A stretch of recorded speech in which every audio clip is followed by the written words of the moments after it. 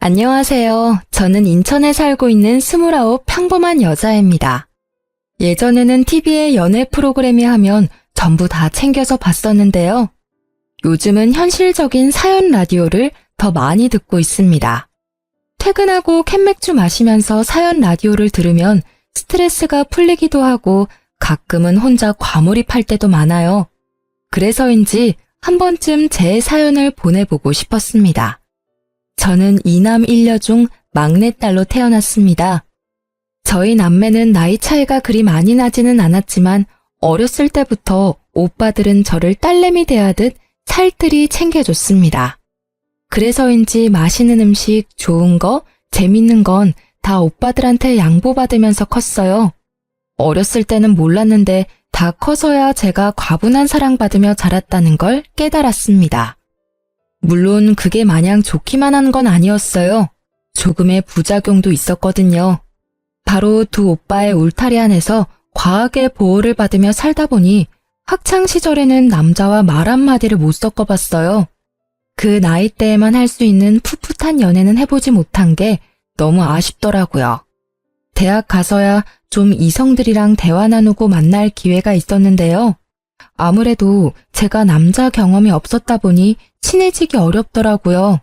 저는 먼저 제게 다가오는 사람마저 부담스럽다고 끊어내기 일쑤였어요. 그런데 친구가 그런 절 보다 못해 남자를 직접 소개해주겠다고 하더군요. 유나야, 너 대학 들어와서 한 번도 연애 안 했지? 너 지금 그 상태로면 졸업하고도 일한다고 바빠서 연애 안 할 것 같아. 제발 내 부탁인데 졸업 전에 소개팅 한 번만 해라, 응? 사람이 사랑도 하면서 살아야지. 소개팅은 좀 부담스러운데 자연스럽게 만나고 싶어. 자연스러운 만남 추구? 자만추? 야, 너가 지금 찬밥 더운 밥 가릴 때야? 자연스럽게 만나봤자 낯가리고 대화도 제대로 못할 거면서. 가볍게 소개팅을 먼저 시작해보고 경험 쌓아서 남자분을 눈을 키워야지. 친구는 저를 놀리거나 한심하게 생각하는 게 아니라 진심으로 제 청춘이 아깝다며 안타까워했습니다. 그러다 졸업 직전 저는 소개팅을 받기로 결심했습니다. 그때 만난 게 남편이었어요. 그런데 남편은 연애 경험 없는 저마저 혀를 내두르게 만드는 아주 쑥맥인 남자였습니다. 저랑 눈도 제대로 못 마주칠 뿐더러 카페에서 메뉴 하나도 척척 주문을 못 하더라고요. 그럼에도 제가 마음에는 들었는지 소개팅 후 애프터를 신청하더군요. 저는 당연히 거절했어요. 그런데 운명의 장난일까요? 제가 대학 졸업 후에 곧바로 취업을 못했었거든요. 취업하기 전까지 용돈이라도 벌려고 아르바이트 면접을 봤는데 그곳에 소개팅을 했던 그 남자, 지금의 제 남편이 일하고 있었어요. 분명 그때 전혀 이성적인 호감이 안 느껴졌던 사람인데 같이 아르바이트 하면서 힘든 일을 겪다 보니 어느새 정이 들어버리더군요. 남편은 연애는 쑥맥이었어도 사회 경험은 저보다 훨씬 많은 사람이었으니까요. 태어나 난생 처음 알바를 하는 저와 달리 그는 여러 아르바이트를 해왔어서 그런지 제가 헤맬 때마다 능숙하게 많이 도와줬습니다. 자연스럽게 의지를 많이 하게 됐고 저는 그렇게 첫 연애를 시작했습니다. 그렇게 연애 시절을 보내고 그와 결혼을 결심했을 때 저희 오빠들은 부모님보다 더 결혼을 강력하게 반대했습니다. 남친 집 형편이 조금 안 좋았거든요. 연애는 몰라도 결혼은 비슷한 수준의 집이랑 해야 한다고 오빠들은 저를 다그쳤습니다. 저희 오빠들은 둘 다 공무원이어서 더 좋은 짝 주변에서 찾아주겠다며 어떻게든 제 마음을 돌리려 하더군요. 막내야, 너 진짜 남자분 눈이 왜 그렇게 형편없는 거니? 네 남자친구가 고객센터에서 일하는 건 우리 집이랑 아무 상관없어. 하지만 내 매제될 사람이 고객센터에서 일하는 건 많이 다르지. 형이랑 내 주변에 다 공무원이야. 그래서 우리는 당연히 적어도 넌 공무원 남편 만날 줄 알았어. 우리가 네 짝으로 봐준 사람들이 있으니까 제발 이 결혼 다시 생각해봐. 공무원만 직업이야, 오빠? 왜 직업만 보고 그렇게 사람을 판단해? 그 사람 고객센터에서 나름 우수사원이야. 성실하고 일하고 있는데 직업 비하는 하지 말아줄래? 너 위해서 하는 소리야. 그 사람을 비하하고 싶은 마음 하나도 없다. 사람은 저마다 수준에 맞는 사람을 만나야 한다는 소리야. 그래야 결혼 생활도 평탄할 거란 말이야. 너 그 집안 감당할 수 있겠어? 그땐 오빠들의 말은 귀에도 안 들어왔고 제 눈엔 남자친구만 보였습니다. 남친은 본인 나름대로 열심히 사는 사람이었거든요. 넉넉한 집안도 아니었고 좋은 회사를 다니는 건 더더욱 아니었지만 그때의 남편은 불금에도 놀지 않고 대리운전을 해서 투잡을 뛰는 성실한 사람이었습니다. 저는 그런 남편을 보고 앞으로 무슨 일이 생기더라도 가족들은 먹여 살릴 사람이라 생각했어요. 게다가 저 역시 결혼해서도 일을 쉴 생각이 없었기에 둘이 배고를 일도 없겠다 안심했습니다. 오빠들은 끝까지 반대하다가 남편을 한번 제대로 만나보고는 사람은 좋더라면서 제게 사과했습니다. 부모님께서도 끝내 막내딸이 좋아하는 남자면 인성만 좋으면 됐다 하셨고요. 그렇게 저는 친정가족이 반대했던 결혼을 해냈습니다. 그래서인지 더더욱 잘 살고 싶었어요. 남편은 어렸을 때 시부모님께서 이혼하셔서 시모랑 시누이랑 살았어요. 사람은 착한데 여동생 있는 것 치고 센스가 너무 부족했던 남편은 제가 연애하면서 많이 고쳐놔서 사람으로 만들었어요. 연애 초반에는 뭐 맛있는 거라도 먹으러 가면 저보고 먹어보라는 소리도 없이 허겁지겁 남편이 혼자 다 먹어버려서 벙찐 적도 있었습니다. 그때 화를 안 내고 저는 아무도 안 뺏어 먹는다고 어린아이한테 알려주듯 남편에게 말했어요. 몇 번 그러더니 나중에는 반성하고 식탐 부리는 걸 고치더라고요. 그리고 제 선물을 받기만 하고 한 번도 따로 선물을 안 챙기길래 가끔은 선물 받고 싶다고 솔직하게 말했습니다. 그랬더니 화들짝 놀라더라고요. 자기가 받고만 있는지 정말 인지를 못하고 있었대요. 저는 사랑은 주고받는 거라고 기념일에 소소한 선물이라도 좋으니 준비해달라고 말 그대로 교육을 시켰습니다. 저희 남편은 빙빙 둘러서 말하는 것보다 직설적으로 말하면 긍정적으로 바뀌었거든요. 그렇게 발전하는 모습 보고 당장 내일 그리고 몇 개월, 길게는 몇 년 후에는 남편이 더 괜찮은 남자가 될 사람이라 믿었습니다. 지금 하나하나 돌이켜보니 정말 저는 그 사람을 사랑해서 결혼했던 것 같네요. 그런데 그 사랑도 결국은 결혼 후 시댁 문제로 차갑게 식어버리더군요. 팔은 안으로 굽는다고 남편은 그냥 제 사람이 아니라 여전히 시댁 장남에 불과했습니다. 여보, 동생이 못 본 지 오래됐다고 식사 같이 하재. 그래? 생각해보니 아가씨 못 본 지 좀 됐네? 언제쯤? 근데 우리 결혼식 이후로 양가 부모님 모시고 식사했던 적 없었지? 내 동생만 부를 게 아니라 아예 가족들 다 모여서 밥 한 끼 먹는 건 어때? 오, 그거 좋은 생각인데?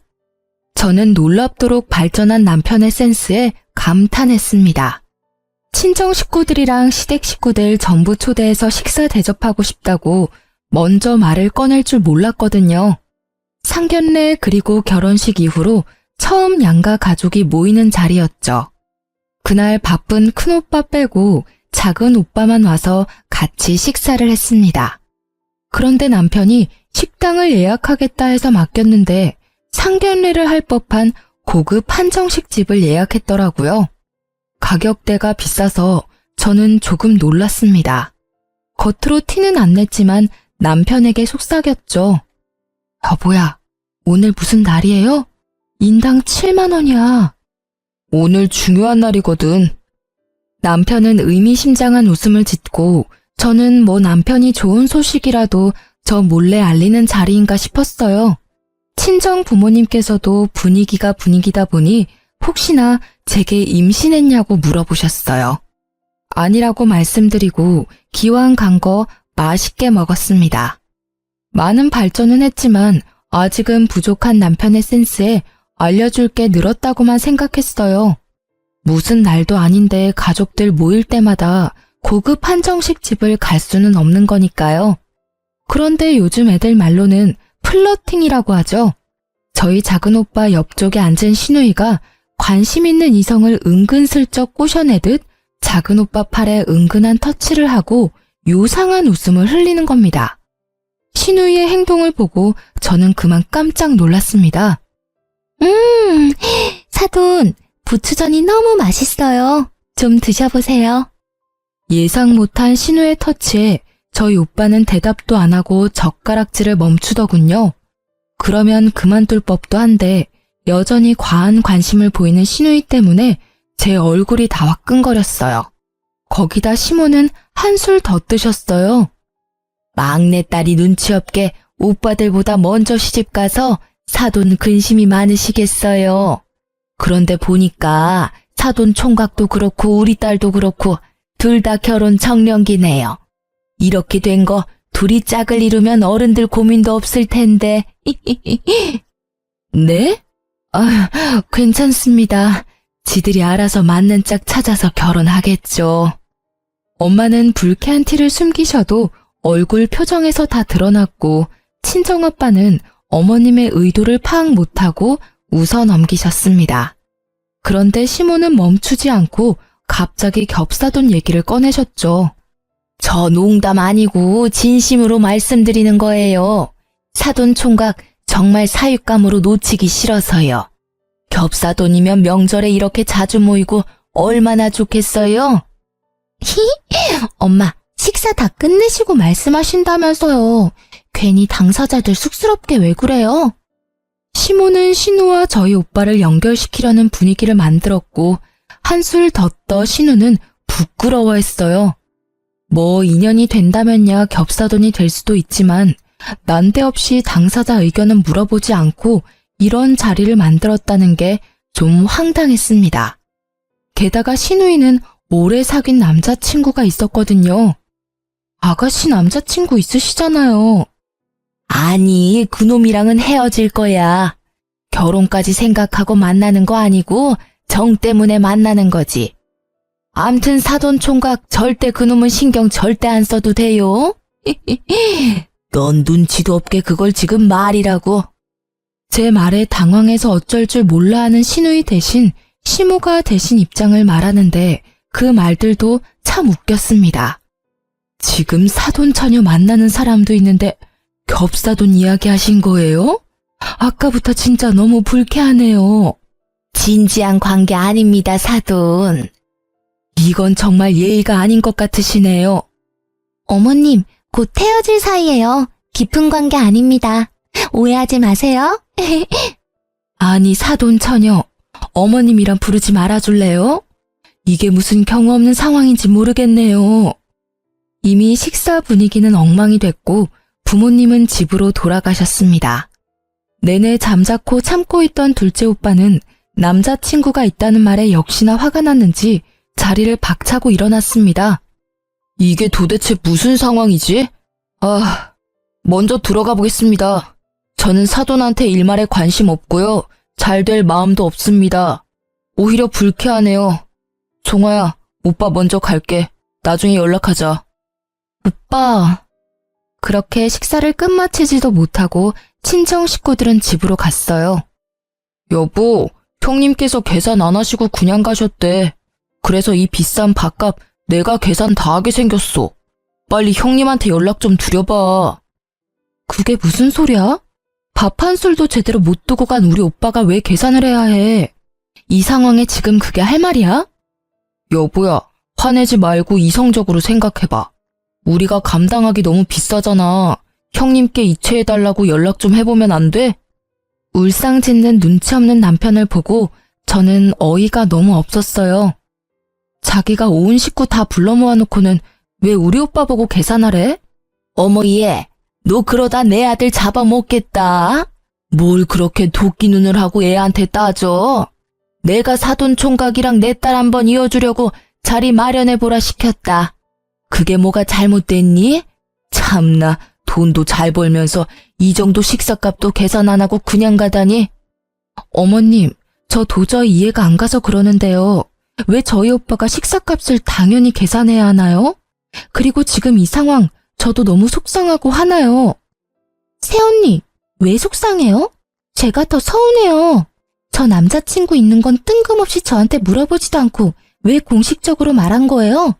저랑 오빠랑 잘 되면 언니한테도 좋은 일이잖아요. 아가씨, 남자친구랑은 헤어지셨어요? 아직 안 헤어지셨잖아요. 맞는 말 했는데 왜 아가씨가 화내세요? 화낼 사람은 바로 저예요. 가벼운 말싸움 후 그만하자며 시모와 시누이도 결국 자리를 뜨더군요. 다음에 얘기하자고 얼버무리면서요. 그 와중에 남편은 제 기분을 살피지도 않고 아직도 뭐가 잘못됐는지 모르는지 철없이 용돈 다 썼다며 계산서를 제게 내밀더라고요. 그날 50만 원 넘는 돈 썼는데 아무도 제대로 된 식사를 못했어요. 저는 집에 돌아와서야 남편에게 제대로 따졌습니다. 당신 처음부터 그런 불순한 의도로 우리 식구들 부른 거였어? 그것도 난 기분 더러운데 우리 오빠가 계산 안 했다고 투덜거리는 모습도 최악이더라. 누가 당신 보고 비싼 한정식 예약하랬어? 누가 우리 오빠한테 아가씨 소개시켜 달랬냐고. 지금 이게 도대체 무슨 상황인데? 불순한 의도라니, 기분이 더럽다니, 말 좀 가려서 해라. 그리고 소리 지르지 말고 이야기해. 차분히 얘기하란 말이야. 아니, 다 큰 남녀 소개시켜주는 자리를 꼭 세세하게 말하고 진행시켜야 해? 어색한 분위기 말고 자연스럽게 분위기 형성한 거잖아. 우리 엄마께서 얼마나 무안하셨겠어? 당신 그렇게 안 봤는데 너무 매정한 것 같아. 충분히 좋게 위트 있게 넘길 수도 있는 상황이었어. 게다가 오빠로서 지금 내 동생 남친은 비전이 없어. 결혼시키기 싫다고. 이렇게 가까이에 좋은 신랑감 있는데 내가 망설일 이유가 있겠어?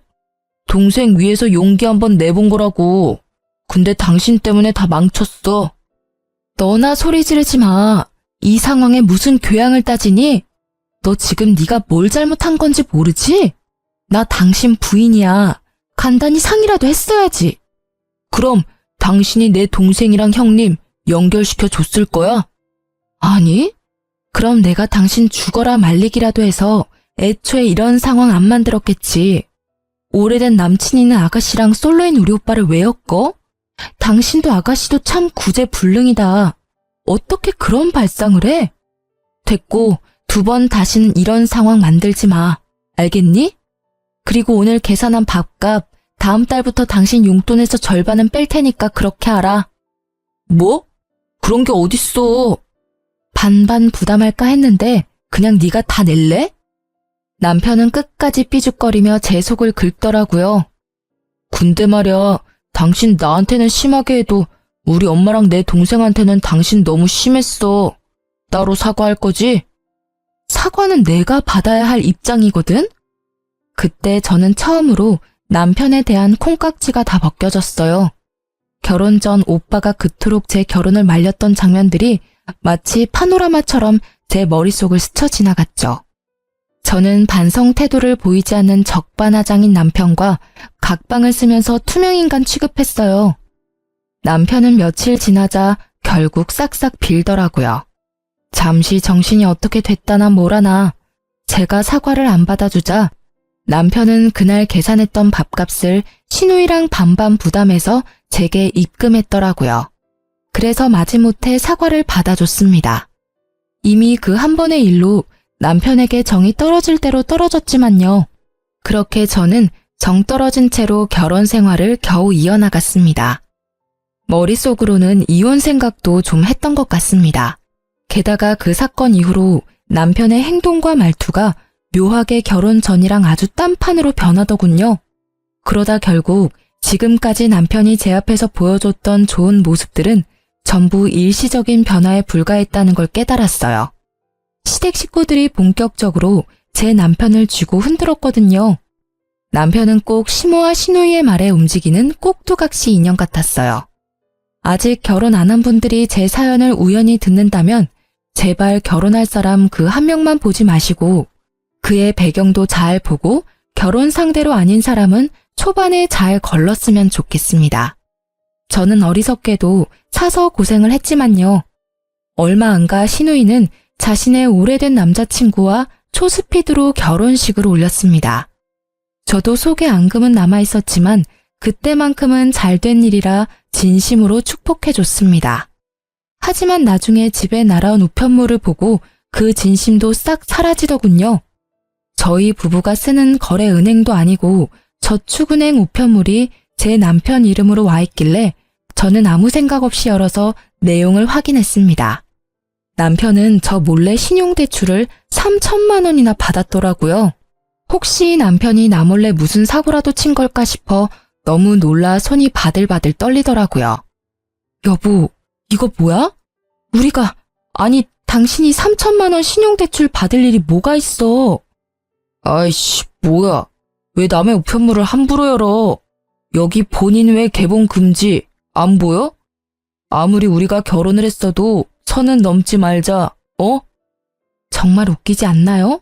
남편 놈은 그 상황에서도 프라이버시가 어쩌고 저쩌고 한참 제게 큰 소리를 치더라고요. 야, 뭐? 너야말로 선 넘지 마. 아니, 넘었네 이미. 우리가 벌면 얼마나 번다고 이자율 높은 저축은행에 3천이나 빌리니? 그거 이자랑 원금 어떻게 갚을 거야? 결혼했으면 대출도 의논하고 받아야 하는 거 아니야? 1금융도 아니고 이렇게 큰 돈을 저축은행에 빌린 이유가 뭔데? 어? 너 나 몰래 도박하니? 아님 주식? 코인? 무슨 소리야. 난 떳떳해. 그딴 거 안 한다고. 아니, 자기도 형님들이 막내 여동생 결혼한다고 우리 신혼집 해주셨잖아. 형님들은 당신한테 집 해주셨는데 나도 오빠니까 내 하나뿐인 동생 결혼한다는데 뭐라도 해줘야지. 혼수하라고 3천만 원 그대로 다 줬어. 뭐? 그걸 지금 말이라고 하는 거야? 우리 오빠들은 본인들이 번 돈을 차곡차곡 모아서 나 축하해준 거잖아. 이게 그거랑 같아? 너도 네가 모은 돈으로 축하해주던가. 네 수중에 있는 돈 쓰면 내가 말도 안 해. 어떻게 겁도 없이 덜컥 신용대출을 몇 천씩 받아? 게다가 넌 가정도 있는 사람이잖아. 내 의견은 하나도 안 묻고 상의 없이 신용대출 받는 게 정상이야? 당신 마인드 진짜 무섭다. 그게 이자가 얼만데? 너는 뭐 맨날 나보고 상의하래. 이런 것쯤은 나 혼자 결정해도 되잖아. 그럼 외벌이도 아니고 뻔히 너랑 나 맞벌이 하는 거 알고 있는데 어떻게 여동생한테 돈 없다고 말하냐? 그건 내 자존심이 허락 못해. 그리고 당연히 형님들은 돈 잘 버니까 대출 안 받아도 여유롭겠지만 난 그렇지 않잖아. 그러니 대출이라도 받는 수밖에. 그러니까 수준에 맞게 축하를 해줘야지. 답답하다. 전혀 말이 안 통해. 어쩌겠어. 이미 지나간 일이니까 그만 화내. 천천히 갚아나가면 되잖아. 그래서 말인데 생활비 각출하는 거 1년만 좀 봐줘. 뭐? 빚 갚는 게 남일이야? 뭐가 그렇게 여유롭고 덤덤하고 뻔뻔해? 우리 결혼했어. 저지르기 전에 상의했어야지. 1년? 어림도 없어. 네가 저지른 일 너 혼자 알아서 감당해. 경제관념까지 박살난 남편의 행동을 보니 저는 당장 이혼하고 이 상황을 벗어나고 싶다는 생각이 강하게 들었어요. 이대로 있다가는 저마저 빚더미에 앉을 것 같은 예감이 들었거든요.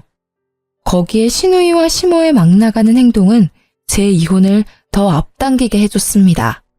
남편과 냉전은 계속됐고 저는 개인적으로 이혼 전문 변호사를 알아보고 있던 중이었어요. 자고 있는데 새벽에 갑자기 신우이가 신혼집에 쳐들어와서는 저를 몰아붙이더군요. 언니 때문이라고요. 이게 다 새언니 때문이야. 아가씨 왜 이러세요? 지금 시간이 새벽 2시 반이에요. 신우는 난데없이 나타나서 바닥에 널브러져서 울기만 하며 하염없이 제 탓을 하더라고요. 다짜고짜 전부 제 탓이라는데 한편으로는 왜 그러는지 궁금하면서도 너무 어처구니가 없었어요. 그리고 신우이가 연락을 한 건지 시모도 곧 신혼집에 행차했습니다. 시모가 오니 신우는 어쩐지 더 기세가 등등해져서 울음소리는 더 커지고 저를 살짝 밀치기까지 하더군요. 그런 와중에도 남편 놈은 저를 지켜주지도 않고 잠자코 그 상황을 지켜보고만 있었습니다. 어차피 이제 이혼할 놈이지만 진짜 너무 괘씸하더라고요. 내가 언니 때문에 그날 상진 오빠 놓치고 결국 그 모질이랑 결혼했다가 이 꼴 났잖아요. 그 모질이 놈 바람났어. 내 결혼 어떡할 거야. 신우가 언급한 상진 오빠는 저희 둘째 오빠 이름이에요. 그러니까 신우 말을 정리해보면 저희 오빠랑 결혼했으면 자기는 남친이랑 결혼했을 일은 전혀 없었다고요. 그러니까 신우의 남편이 핀 바람이 갑자기 다 제 탓이 된 거예요. 우는 신우 입에서 제 오빠 이름이 나오자 저는 그동안 참았던 게 한 번에 폭발했습니다. 꼭지가 돈다는 표현이 엄청 이해가 됐어요. 가만히는 친정오빠를 자꾸 본인이랑 엮는 신우이를 더 이상 보고만 있을 수 없었죠. 아가씨, 제발 가만히 있는 저랑 우리 오빠 좀 내버려 두세요. 왜 자꾸 아가씨랑 저희 오빠를 엮어요? 왜 아가씨 남편이 바람핀 게 제 탓이죠? 이럴 시간에 정신과에 좀 가보세요. 내가 상진 오빠 사랑하는데 언니가 회방 놓았잖아요. 그러니까 새언니 탓이죠. 엄마 들었어? 나보고 병원이나 가래. 진짜 웃겨. 도대체 시댁을 뭘로 보는 건지. 너 지금 어디 시엠이 보는 앞에서 소리를 지르니? 내 딸 정신병자 취급하지 마라. 겹사돈 진즉했으면 이렇게 불화도 안 생겼을 거다. 니 탓 맞지 뭐. 어머님, 꼭 딸내미 손잡고 병원 좀 가보세요. 저 진짜 기가 막혀서 더 말하기도 싫으니까 제 집에서 당장 나가주세요. 제발요. 너 진짜 내가 엄마랑 내 동생한테 함부로 하지 말랬지? 진짜 시댁이 우습냐? 남편이 우스워? 그래, 우스워. 그만 우스운 꼴 보이고 네 엄마랑 네 여동생 데리고 내 집에서 나가. 뭐? 내 집? 여기가 왜 네 집이야? 우리 집이지? 예, 이렇게 된 게 다 네 탓인데 사돈 총각이랑 재혼을 시키던지 네가 해결책을 내놔야 나가지. 시모는 정말 눈 하나 깜빡이지 않고 재혼을 언급했어요. 저는 재혼이란 말에 이성의 끈이 딱 끊어지더군요. 그놈 바람핀 걸 왜 나한테 책임을 묻냐니까요? 애먼 우리 오빠를 뭐가 어째요? 재혼? 다신 우리 오빠 입에 올리지 마세요. 우리 집이 만만해요. 제가 만만해요. 야, 넌 뭘 보고만 있어. 내가 분명히 다 데리고 나가라 했지. 제가 이성을 잃고 남편 놈 멱살 잡고 뒤흔드니 평온해 보였던 시모는 그제야 눈이 뒤집혀서 제 뺨을 내리치려 손을 들더군요. 남편 놈은 그나마 자기 마누라 뺨 맞는 건 또 싫은지 지가 대신 뺨을 맞았어요. 넌 그걸 또 속도 없이 왜 막아? 괜찮냐? 안 되겠다. 어머님은 어머님 자식만 귀하죠? 저는 일부러 남편의 뺨을 갈겼습니다. 시모는 자기 아들이 싸대기 맞았다며 개거품 물고 쓰러지려 하더군요. 제 손맛을 본 남편은 멍하니 정신 못 차리고 서 있고 시누이는 옆에서 씩씩거리더군요. 언니, 지금 우리 오빠 뺨 때렸어요? 왜? 너도 맞아야 정신 차릴래? 너도 한 대 맞기 전에 까불지 마. 너 정말 막 나가기로 한 거냐? 어디 내 앞에서? 저 이 사람이랑 이혼할 거예요. 눈에 뵈는 거 없으니까 얼른 나가세요, 당장. 당신 진짜 왜 이래? 잊었어? 여기 우리 오빠가 내 명의로 해준 집이야. 여보세요, 경찰이죠? 출동 좀 바로 해주실 수 있나요? 집주인이 나가라는데 계속 안 나가는 인간들이 있어서요.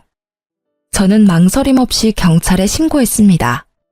아니면 상식이 안 통하는 이 사람들과 날이 밝도록 싸울 것 같았거든요. 5분 만에 출동한 경찰들이 가족이라도 명의가 제 집이라 나가라면 나가는 게 맞다고 설명하자 시모와 신우는 온몸으로 발악했습니다. 남편에게도 꼴 보기 싫으니 같이 나가라고 했어요. 남편은 저를 아련하게 쳐다보더니 제발 좀 그만하라고 창피하니까 집에 가자며 시모와 신우이에게 소리치더군요. 그만하라는 말을 진작 좀 해주지. 너무 원망스러웠어요. 진작에 중간에서 본인이 중재했다면 얼마나 좋았을까요? 저는 친정오빠들이 해준 집이 오로지 제 명의라 정말이지 다행이라 생각했습니다. 쉽게 이혼해주지 않는다면 이혼 소송하기에도 충분했죠. 저는 그대로 울다가 지쳐 잠들었는데 일어나 보니 친정오빠의 연락이 가득 와 있었습니다. 오빠? 전화를 왜 이렇게 많이 했어? 너 시댁길로 할 말이 있어서 나 점심때 잠깐 들릴게. 알았어. 뭔가 예감이 안 좋았는데 신우이는 정신 못 차리고 친정오빠에게 따로 연락을 했더라고요. 나한테 연락 와서 제발 한 번만 만나자 하는데 소름 끼쳐서 싫다 했어. 아니, 내가 따로 그 여자를 만날 일이 뭐가 있겠어? 저번 식사 자리 때부터 왜 그러는 건지 모르겠네. 대충 이야기 들어보니까 너 매제한테 이혼하자고 했다며? 오빠, 아가씨 일은 내가 대신 미안해. 근데 지금은 내가 다 말할 힘이 없어. 너 괜찮은 건 맞아? 난 괜찮으니까 나중에 말하고 싶을 때 천천히 말해줘. 나 괜찮아. 내가 오빠들 울타리에서 벗어날 거라고 했잖아. 내가 미련하게 반대한 결혼한 건데 이혼도 내가 감당해야지. 내 동생 다 컸네 진짜. 아무튼 내 신경은 쓰지 마. 이게 뭐 너 잘못도 아니잖아. 근데 그 여자 내 번호는 어떻게 알았지? 남편한테 알려달라고 했을 것 같아. 그 사람 어머님이랑 아가씨 말이면 뭐든 다 할 것처럼 굴더라. 연애 때는 내 말이 우선이었는데 결혼하고 나니까 시댁 입김에 움직이더라고. 나 몰래 아가씨 혼수 보탠다고 신용 대출까지 받았더라. 아, 그놈 진짜. 내가 머리 싸매고 끝까지 반대할걸. 하여튼 이 오빠가 도와줄 일 있으면 말해줘. 큰형이랑 얘기해보고 변호사도 구해줄게. 저는 얼마 안 가 시댁에 가서 이혼하자고 서류를 내밀고 더 이상 저희 오빠에게 연락하지 말라고 단호히 말했습니다. 남편의 얼굴은 그 사이 피죽도 못 얻어먹은 것 마냥 많이 상해 있더라고요. 목소리도 한껏 풀이 죽어 있었어요. 하지만 더 이상 안타까운 마음도 안 들었습니다. 솔직히 저 보여주려고 쇼한다는 생각밖에 안 들었어요. 이혼하자. 내 결론은 이혼이야. 남친 있는 아가씨가 사돈인 우리 오빠한테 찝쩍거리는 것도 불쾌했고 결혼해서 남편 바람피니까 나랑 우리 오빠 언급하는 것도 소름 끼치고 결정적으로 당신 나 몰래 아가씨 준다고 신용대출 받은 거에서 난 완전히 신뢰를 잃어버렸어. 여보야, 그러지 말고 나랑 일단 둘이 더 대화를 해보자. 제발. 이렇게 갑자기 이혼 서류 내밀면 나 어떻게 살라는 거야? 내가 잘못했어, 응? 남편은 제게 손이 발이 되도록 빌었지만 이미 이혼은 결심했으니 냉정하게 남편을 뿌리쳤어요. 이미 난 이혼할 거라 정했어. 당신이 못 받아들이겠으면 소송으로 가는 거야. 정말 너 너무한다. 겨우 그거 가지고 꼬투리 잡아서 이혼이라니. 말이 되는 일이야 이게? 아들, 너도 그만 사과해라. 여동생 도와준다고 돈 빌릴 수도 있는 거지. 그리고 사돈끼리 잘 되면 좋은 일인데 뭘 그렇게 열을 내? 너 혹시 우리 집안 무시하냐? 이 계기로 우리 아들 완전히 네 손바닥에 두고 살고 싶다 이거야? 요망하다 정말. 시모의 치맛바람이 또 불기 시작하자 남편은 의외로 시모에게 불같이 화를 냈습니다. 엄마 제발, 제발 좀 그만 좀 하시라고요. 저 이 사람 아직도 사랑해요. 많이 사랑한다고요. 이 사람한테 이제 함부로 말하지 마세요. 이혼할 때 되어서야 제대로 내 편은 들구나. 여보. 미안하지만 너 이제 와서 정신 차린다 해도 소용없어. 그러니까 내 편 들 필요 없어. 소중한 너희 어머니 여동생 편이나 들어. 너는 이제 내 사람 아니거든. 제가 쐐기를 박자 남편은 눈물 콧물 빼며 울더군요. 시누이는 진짜 저희가 이혼할 것 같은지 그제서야 쭈뼛쭈뼛 제게 다가와서 잘못했다고 빌더군요. 새언니, 제가 진짜 잘못했어요. 경솔하게 행동해서 미안해요. 우리 오빠랑 이혼만은 하지 마세요. 네? 저 반성하고 있어요. 시누이가 비는데 저는 그 면전에 대고 이렇게 말했어요. 아가씨, 소름 돋으니까 가짜 눈물 흘리지 말아요. 여기서 울고 싶은 건 나랑 이 사람뿐이에요. 그랬더니 신우는 갑자기 태도가 돌변하더니 이렇게 말하더군요. 언니, 단도직입적으로 얘기할게요. 맞아요. 언니가 오빠랑 이혼해도 난 아무런 상관없어요. 그런데 이대로 집안 대 집안이 껄끄러워지는 건 정말 싫어요. 나중에 새언니가 내 시누이가 될지 모르는데 그럼 곤란하잖아요. 전 그게 걱정돼요. 이제서야 고백하는 건데요. 사실 새언니랑 오빠 상견례 했을 때부터 저 사돈, 아니 상진 오빠한테 첫눈에 반했어요. 그때부터 쭉 좋아했다고요. 진짜 솔직히 말하면 사실 남편이 바람펴서 마냥 싫지는 않았어요. 그렇게 지금이라도 이혼해서 다시 상진 오빠랑 잘해볼 수 있으니까요. 너도 제발 그만해라. 따지고 보면 너 때문에 나 이혼당하게 생겼는데 그런 말이 나와? 오빠는 빠져있어. 이건 여자들끼리 대화니까. 근데 이게? 남편은 신우를 억지로 나가게 하려다가 신우가 땅바닥에 철푸덕 넘어지고 말았죠. 오빠 진짜 왜 이래? 그냥 잠자코 엄마랑 내 말이나 들어. 너 지금 여자 하나 때문에 동생을 밀어? 이놈이? 자기들끼리 헐뜯고 싸우는데 저는 그 틈을 타 녹음이 잘 되고 있는지 확인했어요. 혹시 몰라 시댁 들어올 때부터 휴대폰 녹음 어플을 켜고 있었거든요. 녹음은 아주 잘 되고 있었고 저는 신우의 절절한 고백이 담긴 그 녹음을 그대로 신우 남편에게 보냈습니다. 번호는 없었지만 저와 시댁 식구들이 모여있는 단톡방에는 그분도 계셨거든요. 저는 이만 가볼게요. 아가씨, 잘해봐요. 앞으로 어떻게 될지 정말 궁금하네요. 언니, 지금 나 응원해주는 거예요? 방금 아가씨, 아니, 네가 말한 것들 네 신랑한테 보내놨으니까 너 알아서 잘해보라고. 그게 무슨 말이에요? 가족 톡방 확인해봐요. 그럼 안녕. 이게 뭐야? 미쳤어? 너 돌았지? 이걸 보내면 어쩌자는 거야? 빨리 지워. 지우라고! 녹음을 재생한 신우이는 자기 음성을 확인하고는 깜짝 놀라 제게 달려들더군요. 시모 역시 발악했어요. 저는 서둘러 그 집을 나왔습니다. 사실 둘이서 저를 쫓아오려고 했는데 남편이 온몸으로 그 둘을 막았어요. 여보, 내가 막고 있을게. 빨리 가. 어서 가라고. 아주 그렇게 혼자 꼴값을 떨더군요. 그렇게 저는 오빠가 소개해준 변호사를 통해서 이혼 소송을 진행했습니다. 그 중간에 전시모는 자기 아들 마음을 못 잡는다고 제발 한 번만 시댁에 와서 얼굴 좀 비춰달라고 빌더라고요. 얘야, 마음 상했다면 정말 미안하다. 우리가 배운 게 없고 가진 게 없다 보니 너무 너에게 바라기만 한 것 같아. 이제 다시는 너네 관계에 안 끼어들 테니 내 아들만이라도 한 번만 봐주면 안 되겠니? 용서는 못해도 잠깐 와서 얼굴이라도 좀 비춰줘. 저렇게 아무것도 안 하고 페인처럼 지내는데 내 마음이 썩어 문드러져. 그래도 한때 네가 사랑했던 내 아들 저대로 인생 망가졌으면 좋겠어. 너 그럼 그 죄책감 쉽게 지워질 것 같아? 평생 갈 거야. 그랬으면 좋겠어? 아줌마, 제발 저한테 가스라이팅 하지 마세요. 죄책감은 제 인생 망친 당신들이 가져야 하는 거 아닌가요? 그리고 아들 인생 망친 게 누군지 모르시겠어요? 모르시면 잘 생각 좀 해보세요. 그리고 딸 교육도 좀 제발 부탁드립니다. 주제에 저희 오빠 옆자리 노리는 게 너무 웃기거든요. 뭐가 어쩌고 저째?